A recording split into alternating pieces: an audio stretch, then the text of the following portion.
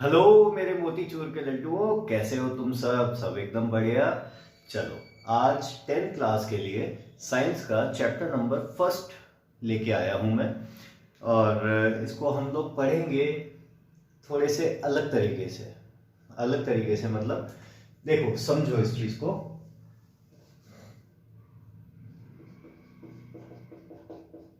Chemical reaction and equation.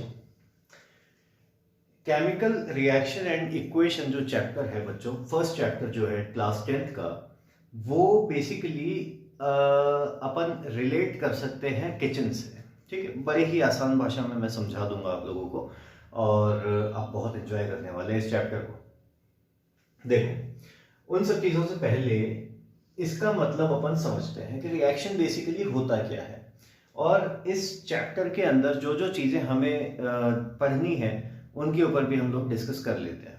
ठीक है, देखिए, सबसे पहली चीज तो ये कि यहाँ पे हमें ये देखना है कि कोई भी जो रिएक्शन होती है वो एक्चुअल में होती क्या है।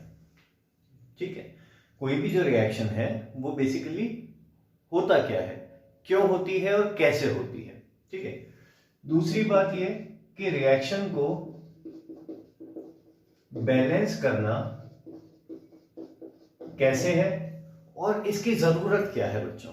देखो, ये जो टॉपिक है, सेकंड वाला टॉपिक जो है, ये बहुत ज्यादा इंपॉर्टेंट है फॉर चैप्टर नंबर 1 जो हम लोग अभी पढ़ रहे हैं, 2, 3, इन तीनों के लिए।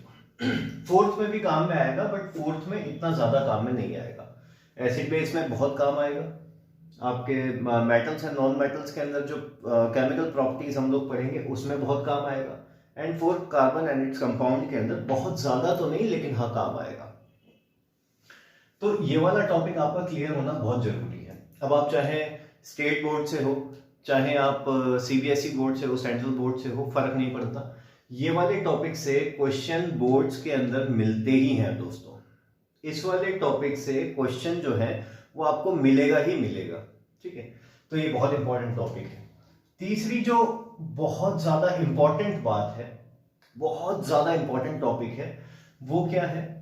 Type of reactions. रिएक्शन बच्चों एक तरीके की नहीं होती है, रिएक्शन कई अलग अलग टाइप की होती है। उन सारे टाइप्स को अपन पढ़ेंगे। मैंने जो अलग अलग डिफरेंट टाइप के रिएक्शंस हैं उनको कैटेगराइज कर दिया है, जिससे कि आपको समझने में आसानी हो। और एक बहुत बड़ी प्रॉब्लम मैंने देखी है क्लास 9th के अंदर जब बच्चे होते हैं, तो उस वक्त जो है यहाँ पे जो अलग अलग टाइप की रिएक्शंस होती है, जो आपके बहुत बेसिक सी रिएक्शंस है, ठीक है, उनके अंदर बड़ा कंफ्यूजन होता है उनको। ठीक है, कि भाई रिएक्शन याद नहीं रहती, सबसे मेन जो प्रॉब्लम है वो। दूसरी बात ये है कि अब चलो बाई चांस अपन रिएक्शन याद भी रख ले, बट ये नहीं पता है कि कब कौन सी रिएक्शन हम लोग को काम में लेनी है। क्योंकि जैसे कोई भी आपको डेफिनेशन अगर पूछा जाएगा, तो उस डेफिनेशन के अंदर आपने ये चीज जरूर बतानी है कि उसका एग्जाम्पल क्या है। ठीक है, विदाउट एग्जाम्पल कोई भी चीज पूरी नहीं होती। ठीक है, तो इस चीज को ध्यान में रखते हुए मैंने इसका हम लोग एक सेपरेट लेक्चर करेंगे। फर्स्ट वाले लेक्चर में रिएक्शन क्या होती है, क्या क्या चीजें उसके अंदर होती हैं, और रिएक्शन को बैलेंस कैसे करते हैं। ठीक है, और छोटे छोटे से इसके बाद में एक दो टॉपिक्स हैं वो कवर करेंगे और ये चैप्टर ओवर हो जाएगा। इसमें बहुत ज्यादा टेंशन लेने वाला कुछ भी नहीं है, but chapter first is one of the most important chapter for class 10th। अगर ये चीज क्लियर नहीं होती है चैप्टर फर्स्ट, तो आपको सेकंड में भी दिक्कत आएगी, थर्ड में भी दिक्कत आएगी, और कहीं ना कहीं थोड़ी बहुत फोर्थ में भी दिक्कत आएगी। ठीक है, तो इस चैप्टर को बहुत ध्यान से सुने, अपने नोट्स खुद से बनाए, वो बेस्ट होते हैं। ठीक है, मैं आपको प्रोवाइड कर दूंगा, बट द थिंग इज कि आप अगर अपने नोट्स खुद से बनाते हैं तो बहुत अच्छा रहेगा। ठीक है, तो कॉपी पेन निकाल लीजिए और अपन स्टार्ट करते हैं चैप्टर नंबर फर्स्ट। देखो, सबसे पहली बात आई रिएक्शन की। रिएक्शन होता क्या है? What is an reaction? Reaction basically है क्या चीज? देखो इसको मैं समझाता हूं आपको एक बहुत सिंपल सा एग्जांपल मैगी का। मैगी सब लोग ने खाई होगी, ठीक है। मैगी आप में से सब लोगों ने खाई होगी, जो भी मुझे देख रहे हैं अभी उन सब ने मैगी खाया होगा। कभी ना कभी इमरजेंसी के केसेस में मैगी बनाई भी होगी, ठीक है। तो बच्चों मैगी बनाने के लिए अपन क्या करते हैं, एक वेसल लेते हैं कोई, ठीक है। इस वेसल के अंदर हमने ऑयल वगैरह डाल देना है थोड़ा सा, और नीचे हमने बर्नर ऑन कर देना है। यहां से हीट ट्रांसफर होगी किसमें, वेसल में, ठीक है। इसमें अपन ने डाला थोड़ा सा ऑयल, ये ऑयल हो गया मान लो। इसमें जो भी अपने को मसाले प्याज वगैरह डालनी है वो सब हमने इसमें डाल दिया, ठीक है। अब इसमें थोड़ी देर के बाद में पानी इसमें ऐड कर दिया गया बच्चों, ठीक है। पानी ऐड करने के बाद में इसको गर्म किया। गर्म किया तो क्या हुआ, थोड़ी देर बाद पानी के अंदर बबल्स आने लगते हैं। उस स्टेज पे आने के बाद में मैगी का जो नूडल्स होते हैं उसको इसमें डाल दिया, ठीक है। अब थोड़ी देर बाद में क्या होगा, नूडल्स जो है वो खुल जाएंगे, ठीक है, सॉफ्ट हो जाएंगे। सॉफ्ट हुए, होने के बाद में हमने जो उसके साथ में मसाले का पैकेट होता था उसको भी इसमें ऐड कर दिया, ठीक है। जब इन दोनों चीजों को ऐड करने के बाद थोड़ा सा हमने इसमें सॉल्ट डाल दिया, थोड़ी सी हमने इसमें स्पाइसेस डाल दी, ठीक है, और भी जो भी अपने को डालना था इसमें सब चीजें ऐड कर दी, ठीक है। और थोड़ी देर के बाद में देखा तो मैगी एकदम प्रिपेयर हो चुकी थी हमारी, ठीक है। अब यहां पर ध्यान देने वाली जो बात है, यहां पे हमने क्या क्या चीजें ली थी। देखो मैं अगर ये जो एक रिएक्शन है, अगर इस रिएक्शन को मैं लिखूंगा तो कैसे लिखूंगा, noodles plus masala plus salt and spices को हमने हीट किया। अब देखो रिएक्शन लिखते टाइम, पहली चीज रिएक्शन लिखते टाइम हम इस एरो का यूज करते हैं, और अगर हीट हम दे रहे हैं जो कि कई सारी रिएक्शंस में हमें देनी पड़ेगी, ठीक है, तो उसके लिए ऐसा एक ट्राइंगल का शेप बनाते हैं, इसको हम कहते हैं डेल्टा, ठीक है। केमिस्ट्री में जहां पे भी ये दिखे इसका मतलब होता है हीट। तो इतना सब चीजें हमने डाला, उससे हमें क्या मिला, ऑयल लिखना तो भूल ही गए, ऑयल प्लस, ठीक है, ये अलग कर देते हैं यहां से, ठीक है। Oil plus noodle plus masala plus salt and spices को हीट किया तो हमें क्या मिला, मैगी मिली। मैगी कैसी थी, खाने लायक थी, लेकिन खाने लायक वो कब रहेगी, जब ये सारे रॉ मटेरियल्स जो हैं, अगर ये रॉ मटेरियल्स प्रॉपर अमाउंट में होंगे तो ही ये प्रोडक्ट जो अपना बन के आया है वो खाने लायक होगा। अगर यहाँ पे ये रॉ मटेरियल्स हमने कुछ एबनॉर्मल तरीके से डाल दिए, मतलब अंदाजे से डाल दिए, 1 चम्मच 2 चम्मच 3 चम्मच, और ठीक है कम लग रहा है और डाल दो, तो मान लो नमक ही अपन ने ज्यादा कर दिया, ठीक है, सॉल्ट हमने थोड़ा सा ज्यादा कर दिया। अब जो मैगी होगी वो खाने लायक होगी क्या, जो प्रोडक्ट बन के आया है क्या वो खाने लायक होगा, नहीं होगा ना।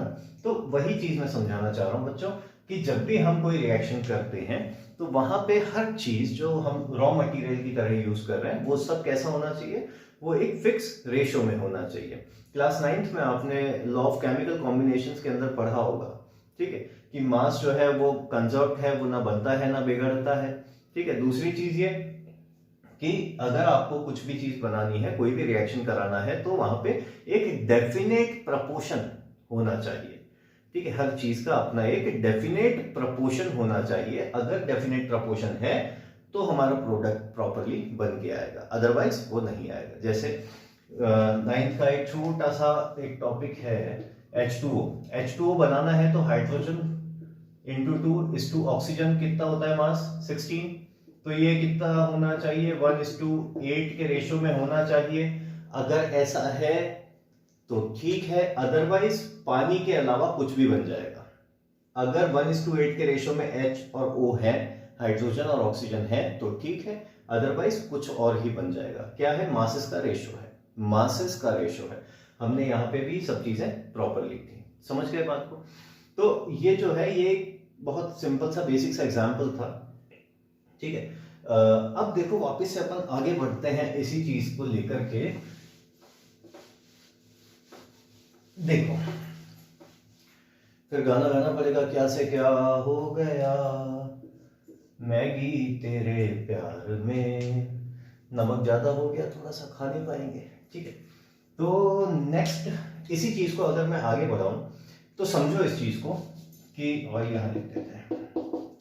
क्या जो ऑयल मैंने, जो भी कोई ऑयल अपन ने यूज किया है, क्या वो उतना ही अमाउंट में डायरेक्टली आप पी सकते हो? नहीं पी सकते, चलो ठीक है। नूडल्स कच्चे खा सकते हो? कोई कोई कहता है कि नहीं नहीं हम तो खा लेंगे, लेकिन बेटा उसके बाद में पेट में दर्द होगा। मसाला मैगी का तो खाने में आ जाएगा, लेकिन ज्यादा नहीं खा सकते वो भी, ठीक। सॉल्ट हमने अगर 1 चम्मच डाला तो क्या वो 1 चम्मच सॉल्ट आप डायरेक्टली खा सकते हो? नहीं है ना पॉसिबल। जो मिर्ची हमने डाली लाल वाली, वो क्या आप खा सकते हो डायरेक्टली? जितना आपने मैगी में डाला है उतना अमाउंट डायरेक्टली तो नहीं खाया जा सकता ना।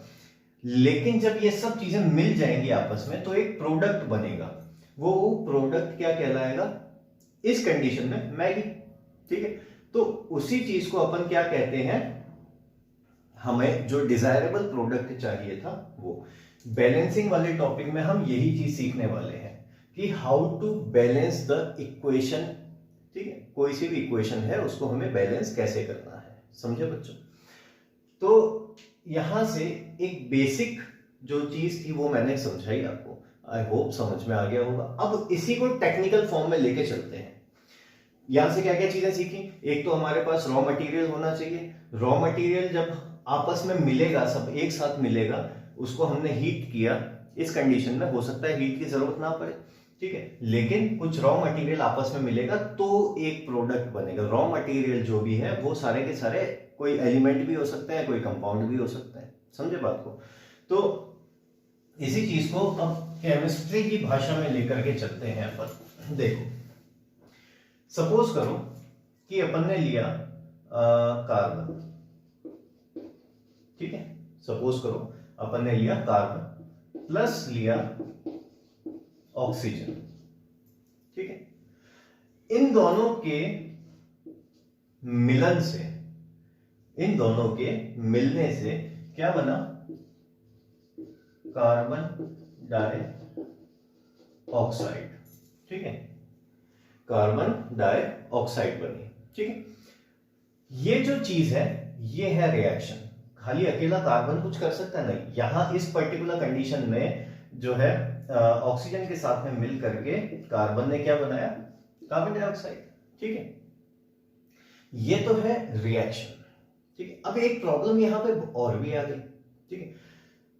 प्रॉब्लम ये आई कि जब हम पहले किसी जमाने में इन रिएक्शंस को पेपर पे लिखा करते थे तो टाइम कंज्यूमिंग होती थी, ठीक है। हर चीज का लॉजिक हो ऐसा जरूरी नहीं है, कभी कभी अपना भी बना लेना चाहिए, ठीक है। तो जब हम इन रिएक्शंस को इस फॉर्म में लिखते थे तो बड़ी दिक्कत होती थी।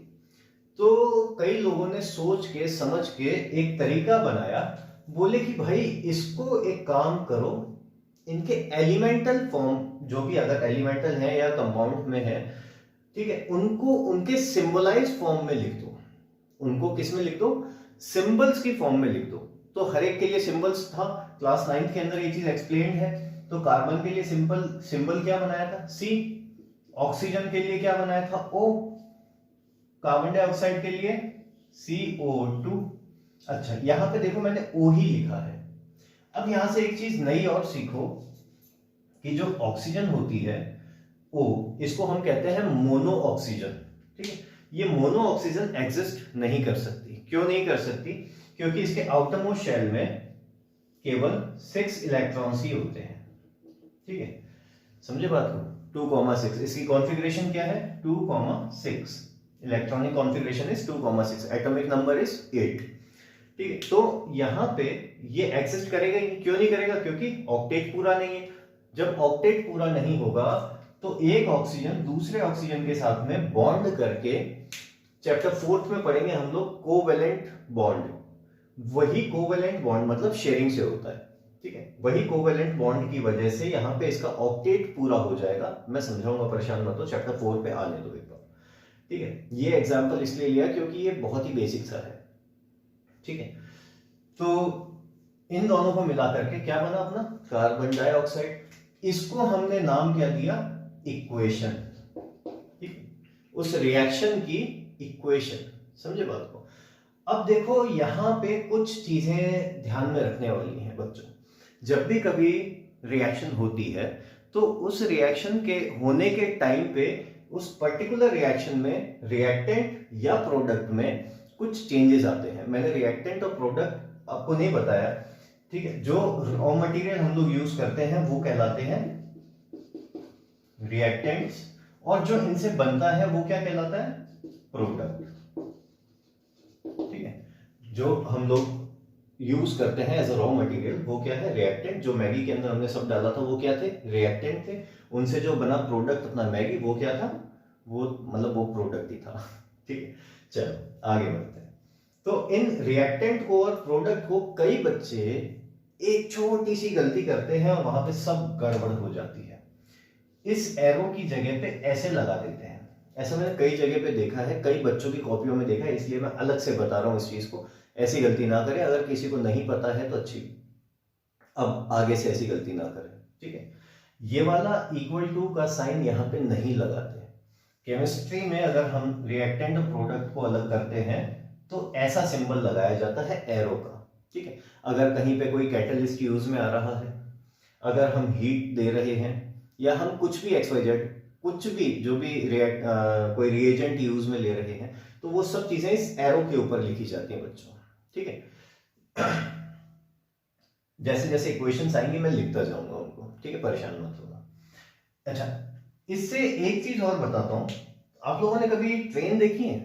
तो ट्रेन के जो डिब्बे होते हैं उन डिब्बों के ऊपर लगा होता है एक ऐसा सिंबल, देखो इस तरीके का एक सिंबल लगा होता है, और यहाँ पे कोई स्टेशन का नाम होता है। मान लो कि स्टेशन है ए और यहाँ पे लगा होता है बी।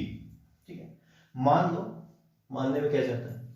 ठीक है, तो अब जो ए और बी स्टेशन है, इसका मतलब क्या होता है कि बच्चों ए से ट्रेन जाएगी पहले बी पे, फिर बी से वापस ट्रेन आएगी कहां पे, ए पे। इसका मतलब रिवर्स हो रही है वो। ठीक है, अगर ऐसा कहीं पे आपको सिंबल मिले तो इसका क्या मतलब होगा, इसका मतलब होगा कि ये रिएक्शन जो है ये रिवर्सेबल है। ये वापस से प्रोडक्ट से जो रिएक्टेंट पहले जो एलिमेंटल फॉर्म में था, पर्टिकुलर अगर इसी की बात करें तो ये वाली रिएक्शन तो अपने एलिमेंटल फॉर्म में नहीं आ सकती। एक बार कार्बन डाइऑक्साइड बन गया तो बन गया बस। ठीक है, उसके बाद में बहुत एक्सट्रीम नेक्स्ट लेवल कंडीशंस के अंदर ही हम इसको चेंज कर सकते हैं अपने एक्चुअल फॉर्म में। बट अगर कुछ ऐसी रिएक्शंस होती है जहां पे अगर ऐसा कुछ आपको मिलता है तो ये रिएक्शन कैसी होंगी, रिवर्सेबल होंगी। समझे बात को। ऐसा जरूरी मतलब 10th के अंदर तो इतना ज्यादा इसका यूज नहीं है। ठीक है, लेकिन अगर आप 11th में 12th पे जाएंगे तो वहां पे ये चीज आपको बहुत मिलेगी। ठीक है, चलो आगे बढ़ते हैं। रिएक्शन जब होती है तो वहां पे हो सकता है कि हीट बाहर निकले। ठीक है, हो सकता है कि हीट किसी सिस्टम के अंदर आए। ठीक है ना, जैसे कई सारी ऐसी हीट्स होती रिएक्शंस होती हैं जो एक्सोथर्मिक होती है, मतलब जिसमें से हीट बाहर निकलती है। ठीक है, कई सारी ऐसी रिएक्शंस होती है जिनको स्टार्ट करने के लिए हमें हीट देनी पड़ती है। ठीक है, तो हीट में चेंजेस आ सकते हैं। हो सकता है रिएक्शन के बाद में कुछ खुशबू या बदबू डेवलप हो जाए। ठीक है, हो सकता है कि कलर में चेंजेस आ जाए। ठीक है, तो ये कुछ ऐसे पॉइंट्स हैं जो चेंजेस आपको देखने को मिलेंगे रिएक्शंस में। मैं प्रैक्टिकली आपको करके दिखाऊंगा ये चीज, जब हम लोग ये वाला टॉपिक पढ़ेंगे टाइप ऑफ रिएक्शंस, मैं प्रैक्टिकली ये चीज करके दिखाऊंगा कि हाँ बच्चों ऐसा होता है। ठीक है, तो अभी हाल फिलहाल अपन इसको यहां से आगे बढ़ते हैं। एक बार फटाफट से रिवीजन लगा लेते हैं। केमिकल रिएक्शन क्या था, केमिकल रिएक्शन मतलब हमने जो रिएक्टेंट लिए हैं उनको रिएक्ट करवा के जो प्रोडक्ट बनाया है उसको हम जब इस फॉर्म में लिखते हैं तो उसको हमने नाम दे दिया रिएक्शन। जब हमने इसी को इसके सिंबलाइज फॉर्म में लिखा तो इसका नाम क्या हो गया, इक्वेशन। हम लोग बेसिकली जो भी काम करेंगे वो इस पे करेंगे, इक्वेशंस पे करेंगे। ठीक है, ये तो बहुत छोटी सी और सिंपल सी बात थी बच्चों। अब देखो यहां से जैसे अपन आगे बढ़ेंगे बैलेंसिंग पे चलेंगे, तो बैलेंसिंग के ऊपर हमें थोड़ा सा दिमाग लगाना पड़ेगा। देखो अपन एक बहुत छोटी सी एक इक्वेशन ले लेते हैं, magnesium plus oxygen gives magnesium oxide, ठीक है, MgO। अब देखो जरा ध्यान से, जो ट्रेडिशनल मेथड है, इसके दो मेथड में सिखाऊंगा आपको कि इस इक्वेशन को या किसी भी इक्वेशन को बैलेंस करें कैसे, ठीक है। तो इसके हम दो अलग अलग तरीके सीखेंगे, और फिर तीसरा जो जब आप अच्छे से प्रैक्टिस कर लेंगे इसकी, उसके बाद में हम इसी का एक तीसरा मेथड भी देखेंगे जो कि डायरेक्ट मेथड है, डायरेक्टली देख करके और बस सॉल्व हो जाता है, ठीक है। पहला हिट एंड ट्रायल मेथड है जो एनसीईआरटी के अकॉर्डिंग है, लेकिन वो हर जगह पे यूज में नहीं आएगा, कंफ्यूजन बहुत क्रिएट करेगा। तो वहां पे क्या कहता है, देखो एनसीईआरटी के अकॉर्डिंग अगर अपन इसी इक्वेशन को बैलेंस करने की कोशिश करें तो देखो मैग्नीशियम और ऑक्सीजन। एक चीज और, अगर हम यहाँ पे रिएक्टेंट की बात करें, छोड़ो, मैगी बना रहे हैं, ठीक है, मैगी बना रहे हैं साहब, उसमें हमने तेल डाला है, मिर्ची डाली है, नमक डाला है। मुझे एक बात बताओ, जब आपने उसके अंदर अगर शक्कर ऐड नहीं करी है तो क्या उसमें शक्कर का टेस्ट आएगा? नहीं आएगा, नहीं आएगा, हाँ नहीं आएगा, ठीक है। मतलब कि जो हम रिएक्टेंट में यूज करेंगे वही चीज आपको प्रोडक्ट में मिलेगी, ठीक है। तो किसी भी इक्वेशन को अगर बैलेंस करना है तो आप सीधे रिएक्टेंट पे जाओ, प्रोडक्ट को देखने की कोई जरूरत नहीं है इनिशियली, ठीक है। रिएक्टेंट पे गए हम लोग, देखा इसमें क्या क्या था, एक था मैग्नीशियम, एक था ऑक्सीजन, ठीक है, क्योंकि भाई पता है प्रोडक्ट में भी यही होगा। ऐसे बॉक्सेस बना लो, ठीक है, यहां पे लिख लो रिएक्टेंट, यहां पे लिख लो प्रोडक्ट, ठीक है, या LHS RHS जैसे आपको अच्छा लगे, कोई दिक्कत वाली बात नहीं है। अब देखो रिएक्टेंट साइड में मैग्नीशियम कितने हैं टोटल, कुछ भी नहीं है, मतलब 1 है, यहाँ पे 0 नहीं होता, यहाँ पे मिनिमम वैल्यू क्या होगी, 1 होगी, अगर कुछ भी नहीं है तो 1 मोल, ठीक है। दूसरा ऑक्सीजन है, बिल्कुल है, कितने हैं, 2 है, रिएक्टेंट साइड में हमने 2 लगा दिया, ठीक है बच्चों। अब यहां पे आए प्रोडक्ट साइड में, देखो दोनों अलग अलग हैं, बीच में कंफ्यूजन मत क्रिएट करना कि मैग्नीशियम और ऑक्सीजन तो यार एक साथ ही है, अब क्या करें, ठीक है, कोई परेशानी वाली बात नहीं है। मैग्नीशियम देखो कितने हैं, 1 है, 1 लगा दो। ऑक्सीजन पे आओ, कोई नंबर है, नहीं है ना कोई भी नंबर, तो 1 लगा दो, ठीक है। अब ये देखो कि यहाँ पे मैग्नीशियम रिएक्टेंट में और प्रोडक्ट में दोनों में 1-1 है, बराबर है, कोई दिक्कत नहीं है, ठीक है।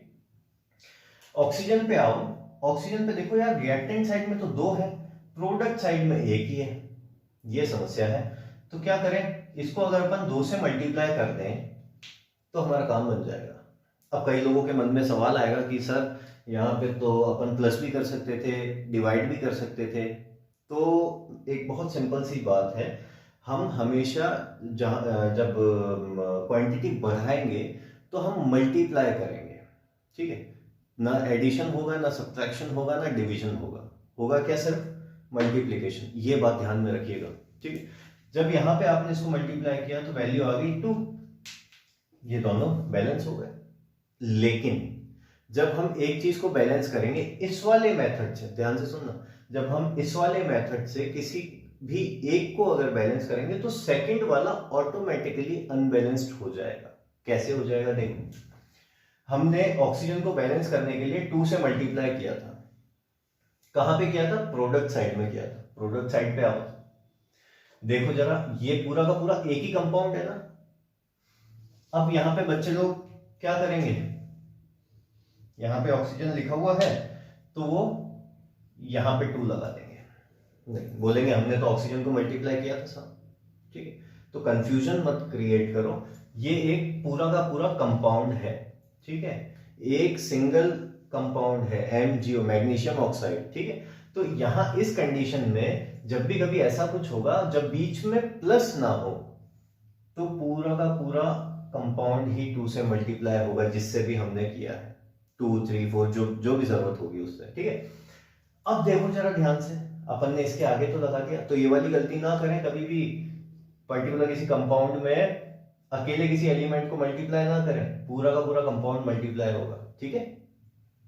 नेक्स्ट जब इसी पे देखें कि भाई अब देखो जरा मैग्नीशियम कितना हो गया, ओह माय गॉड 1 से 2 हो गया है। तो ठीक है, देखो अब मैग्नीशियम की वैल्यू कितनी हो गई, यहाँ पे मैग्नीशियम भी 2 हो गया बदल के, और ऑक्सीजन भी 2 हो गया। अब ये 2 इससे भी मल्टीप्लाई होगा और इससे भी मल्टीप्लाई होगा, ठीक है, दोनों से मल्टीप्लाई होगा, समझे बात को। तो अब मैग्नीशियम भी 2 हो गया, अब यहाँ पे तो 1 ही है। अब देखो यहाँ पे मैग्नीशियम और ऑक्सीजन के बीच में प्लस है, इसका मतलब ये दोनों अलग अलग हैं। यहाँ पे अपन मैग्नीशियम के आगे अगर 2 लगा दें, इसका मतलब हमने इसको 2 से मल्टीप्लाई किया तो 2 1 जा 2। अब देखो बैलेंस हो गए क्या, हो गए ना। तो ये तो था ट्रेडिशनल मेथड जो हम एनसीईआरटी के थ्रू सीखते हैं, ठीक है। इसी को मैं डायरेक्टली अगर करना चाहूं तो कैसे करूंगा, मैं यहां से काउंट करता हूं। मैग्नीशियम 1, इसको हटा देते हैं यहां से, ठीक है। मैग्नीशियम 1 यहाँ पे 1, ऑक्सीजन 2 यहाँ पे 1। तो क्या करेंगे, कंपाउंड को मल्टीप्लाई करेंगे, यहाँ पे अपन ने लगा दिया 2। अब ऑक्सीजन हो गया 2, मैग्नीशियम भी कितना हो गया 2, यहाँ पे कितना था मैग्नीशियम 1, तो यहाँ पे भी 2 लगा देंगे, हो गई इक्वेशन बैलेंस, ठीक है। अब यहाँ इस पर्टिकुलर केस में दिक्कत आएगी। दिक्कत क्या आएगी कि ये जो मेथड है ये सब जगह पे एप्लीकेबल नहीं हो पाएगा, समझे बच्चों। तो इसी चीज को रिजॉल्व करने के लिए, इसी पर्टिकुलर को रिजॉल्व करने के लिए एक और बहुत ही आसान सा मेथड मैं अभी आपको सिखाऊंगा, ठीक है। और वो वाला जो मेथड है वो क्लास 10th की किसी भी रिएक्शन में, किसी भी रिएक्शन के लिए वो यूजफुल है। अब अगर बाय चांस नहीं आता है, क्लियर नहीं हो पाता है, बैलेंसिंग नहीं हो पा रही है, तो आप वो वाला मेथड यूज कर सकते हैं, ठीक है। बहुत ही सिंपल सा है, बहुत ही सिंपल, ठीक है। ABCDEFGH में ही खत्म कर देंगे हम उसे। तो बच्चों सेकंड जो अपने को इक्वेशन बैलेंस करके देखनी है, जो अपना सेकंड मेथड है, वो भी अपन देख लेते हैं एक बार। देखो ये एक इक्वेशन है, ठीक है। NH3 + O2 gives NO + H2O। इस इक्वेशन को हमें करना है बैलेंस। अब इस इक्वेशन को कैसे बैलेंस करें, जो दूसरा वाला मेथड मैं आपको सिखाने वाला था वही ये मेथड है। देखना इसको ध्यान से, और ये सब जगह पे एप्लीकेबल है, ये हर इक्वेशन में लग जाएगा क्लास 10th के लिए। देखो ध्यान से, आपको क्या करना है, सबसे पहले कैटेगराइज करना है। ये एक कंपाउंड, बीच में प्लस आ गया, ये दूसरा, फिर ये तीसरा और ये चौथा। ओवरऑल इस पूरे के अंदर टोटल 4 चीजें हैं हमारे पास, ठीक है। जहां पे भी प्लस दिख जाए उनको सेपरेट आउट कर दो, पहली चीज। दूसरी बात क्या करनी है कि इसको हम कह देंगे कि ये A है, ठीक है। इसको हम कह देंगे कि ये B है, इसको हम कह देंगे कि ये C है, और इस वाले को हम कह देंगे कि ये D है, ठीक है। नेक्स्ट जो स्टेप था उसमें क्या किया अपन ने, इन सब को कैटेगरीज के अकॉर्डिंग ABCD नाम ले लिया। अब नेक्स्ट जो चीज अपने को स्टेप जो लेना है उसमें क्या करना है कि देखो कि ए जो पर्टिकुलर कंपाउंड है या एलिमेंट है, जो भी है, ए के अंदर 2 चीजें हैं, ध्यान से सुनना। ए के अंदर 2 चीजें हैं, एक तो N है और एक H है, ठीक है। ए में 2 चीजें हैं, ध्यान से सुनना। ए के अंदर नाइट्रोजन भी है और हाइड्रोजन भी है, ठीक है। अब आपको क्या करना है कि एक एक पर्टिकुलर एलिमेंट लेना है। जैसे ए की बात की मैंने, ए में पहले मुझे नाइट्रोजन दिखा, ठीक है। तो मैं पहले नाइट्रोजन को लेकर के सॉल्व करूंगा इसको, ठीक है। सबसे पहले काम किसके साथ होगा, नाइट्रोजन के साथ में। लेकिन हम इसको लिखेंगे कैसे वो देखो। ए में पहले मैंने देखा नाइट्रोजन है, अच्छा नाइट्रोजन के ऊपर कोई नंबर लिखा हुआ है, कोई भी नंबर नहीं है, कोई भी नंबर नहीं है, इसका मतलब कितना है, 1 है, 1। तो हमने 1 को तो खाली ऐसे अकेले लिखना नहीं, हमने खाली लिख देना है यहाँ पे ए का मतलब क्या हुआ, नाइट्रोजन, ठीक है। बी में है क्या नाइट्रोजन, नहीं है। सी पे है क्या नाइट्रोजन, है।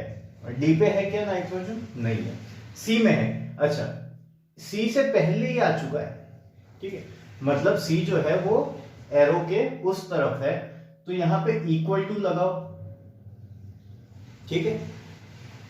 किस में है नाइट्रोजन, सी में है ना, तो यहां पे लिख दो सी, ठीक है। नेक्स्ट ये स्टेप समझ में आया। हमने क्या करना है, सबसे पहले एक पर्टिकुलर जो फर्स्ट वाला आ रहा है ए के अंदर देखा नाइट्रोजन था, हाइड्रोजन था, एक कोई भी एलिमेंट उठा लो, कोई भी से मतलब पहला अगर आप लेते हैं तो वो ज्यादा अच्छा रहेगा। ए के अंदर नाइट्रोजन है तो अपन ने पहले नाइट्रोजन को सिंबलाइज कर दिया ए से। बी में था क्या? नहीं था। सी में है? बिल्कुल है। सी में था तो अपन ने इसको इक्वल टू सी लिख दिया।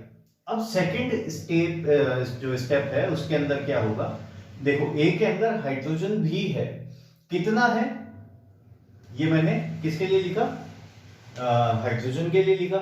इसमें कितना हाइड्रोजन है? 3 है, तो इसको हम लिख देंगे 3a। क्या लिखा है इसको हमने? 3a। किसके लिए? हाइड्रोजन के लिए। ए में ही था, हाइड्रोजन था, कितना था? 3 था, तो हमने इसको लिख दिया 3a।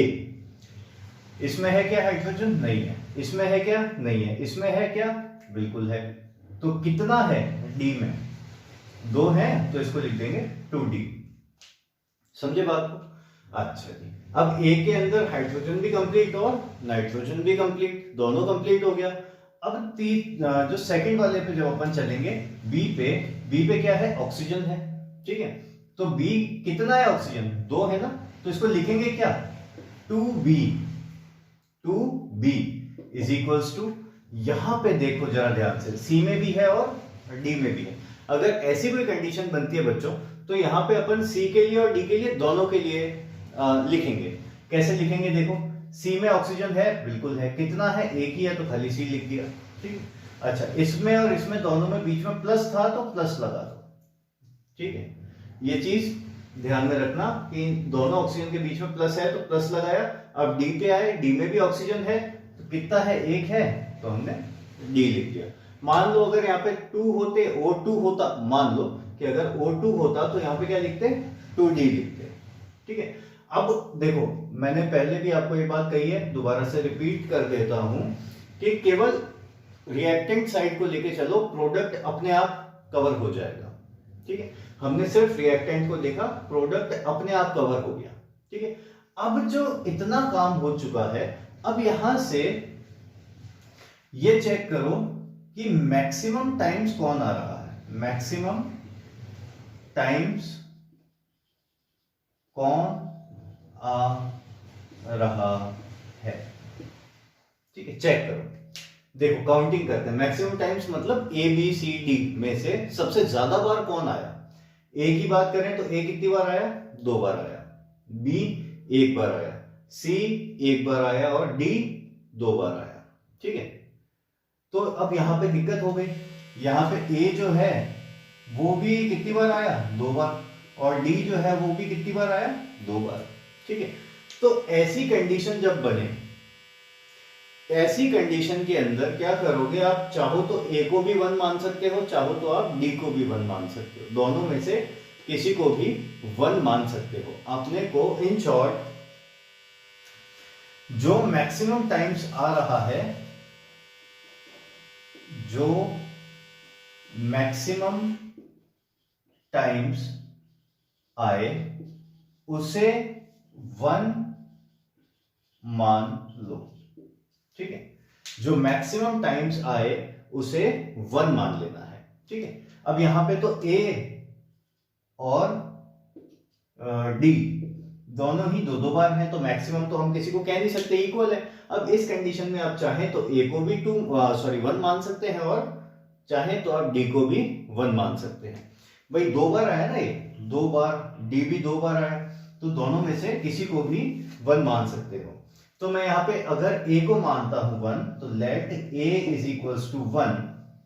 अगर हमने a को 1 माना, then c is also equals to 1। भाई a 1 है, तो c a की जगह पे 1 रखा, तो c की वैल्यू कितनी हो गई? 1 हो गई। समझे बात को? अच्छा, a की वैल्यू अगर 1 है, तो यहां से d की वैल्यू भी आ जाएगी। इस इक्वेशन में डालते हैं 3 into 1 is equals to 2 into D. तो d की वैल्यू कितनी हो जाएगी? यहां से 3/2, ठीक है। अब अपने पास a की वैल्यू आ चुकी है, c की वैल्यू आ चुकी है, d की वैल्यू आ चुकी है। अब अपने को निकालना है b। तो b के वैल्यू निकालने के लिए क्या करेंगे? थर्ड वाली इक्वेशन में सारी वैल्यूज अपने पास में है, पुट कर देते हैं। तो 2 into B is equals to, c की वैल्यू कितनी आई थी? 1 प्लस d की वैल्यू कितनी आई थी? 3/2। इसको कर दो सिंप्लीफाई, तो 2b is equals to, LCM लिया हमने, 2, तो 2 plus 3 that is 5/2, then b is equals to 2b is equals to 5/2। तो यहां से अपने पास b की वैल्यू कितनी आ जाएगी, 2 नीचे चला जाएगा तो 5/4। ठीक है, अब अपने पास सारी की सारी वैल्यूज आ चुकी हैं।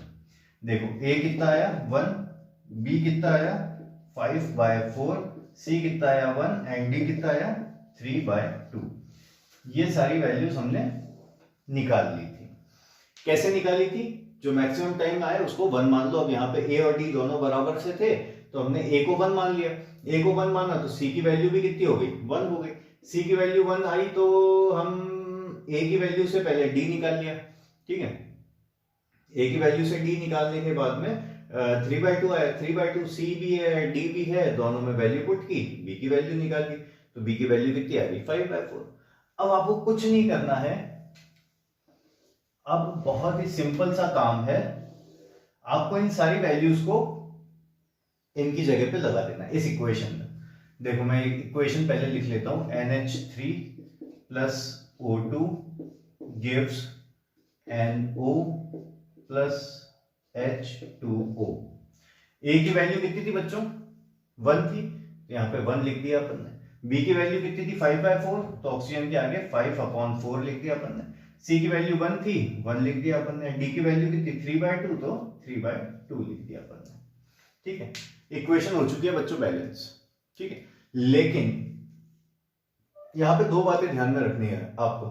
पहली चीज ये कि 1 लिखने की कोई जरूरत नहीं होती। ठीक है, आप 1 लिखने का कोई पर्टिकुलर मतलब कोई प्रॉपरली इसे कोई नीड नहीं है अगर 1 है तो। ठीक है, लेकिन कई बच्चों के मन में आएगा कि सर ये तो अपॉन में है। ठीक है, तो आप चाहें तो इस इक्वेशन को एक ऐसे नंबर से मल्टीप्लाई कर दें जिससे कि 4 और 2 दोनों कैंसिल हो जाए। तो ऐसा नंबर कौन है बच्चों 4 है, तो मैंने इस इक्वेशन को 4 से मल्टीप्लाई कर दिया। ठीक है, जब 4 से डिवाइड हो जाएगा, 2 भी 4 से मतलब 2 से 4 डिवाइड हो जाएगा। तो देखो वैल्यू क्या बनेगी अपने पास में 4NH3 plus 5/4 into 4 into O2 gives 4NO plus 3/2 into 4H2O। ठीक है, 4 से पूरी इक्वेशन को मल्टीप्लाई कर दिया। ठीक है, या ऐसे समझ लो कि इनका एलसीएम निकाल लिया हमने, एलसीएम से मल्टीप्लाई कर दिया। 4 से ये 4 कैंसिल, 2 से ये 4 कैंसिल कितनी बार 2 टाइम्स। ठीक है, अब देखो बस हो गया अपना काम खत्म। अब सिर्फ हमें लिखना है और इक्वेशन हो गई बैलेंस्ड। देखो 4NH3 plus 5O2 gives 4NO plus 3 2 जा 6H2O and the equation is balanced। ये इक्वेशन बैलेंस्ड है। ठीक है, ये जो ट्रिक है ये हर जगह पे लग जाएगी, डायरेक्टली लग जाएगी, कोई दिक्कत नहीं आएगा। ठीक है, यहाँ पे अगर आप अगर हिट एंड ट्रायल मेथड से करते हैं जो हमने अभी इससे पहले वाले क्वेश्चन में देखा था, वहां पे आपको दिक्कत आ सकता है इस पर्टिकुलर क्वेश्चन में। आप चाहें तो एक बार ट्राई भी कर सकते हैं खुद से। ठीक है, बट ये वाला जो मेथड है सब जगह लग जाएगा। ये आपको अभी लग रहा होगा थोड़ा सा लेंदी है, बट ये बहुत शॉर्ट मेथड है।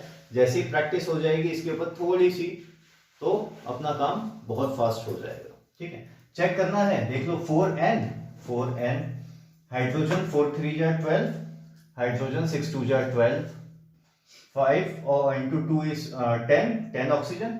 यहां पे देखो 4 oxygen plus 6 oxygen is 10 oxygen.